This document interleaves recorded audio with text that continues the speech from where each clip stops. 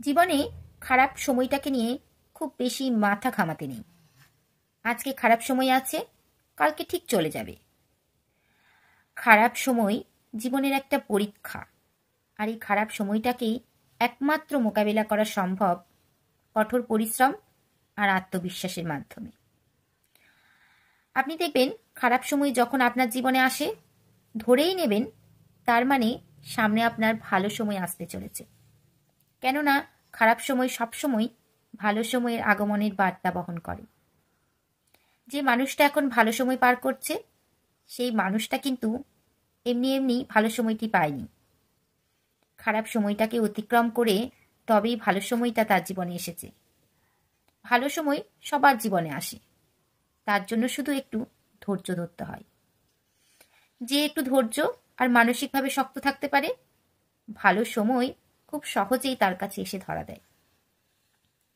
খারাপ সময় হলো জীবনের একটা মুহূর্ত। আপনি মানুষ তো, আপনার জীবনে খারাপ সময় আসবেই। আজকে খারাপ সময় আছে, কালকে ভালো সময় আসবে, আসতেই পারে। তার জন্য কখনো নিরাশ হবেন না, নিজেকে শক্ত করবেন। আর দিন শেষে যে নিজেকে শক্তভাবে ধরে রাখতে পারে, সেই হলো একজন শক্ত মনের মানুষ। আর শক্ত মনের মানুষ সবসময় আত্মনির্ভরশীল হয়। কেননা তারা জানে জীবনে আর যাই কিছু হোক না কেন, কখনো নিজেকে দুর্বল মনে করা যাবে না। আর এই শক্ত মনের মানুষদের কেউ কখনো ঠকিয়ে বেশি দিন ভালো থাকতে পারে না। শক্ত মনের মানুষরা দিন শেষে কিন্তু তারা এক একজন যোদ্ধা, তারা এক একজন সাহসী যোদ্ধা।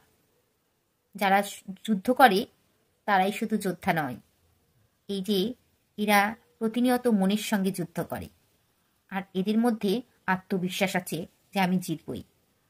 তার জন্য এরা এক একজন সফল যোদ্ধা।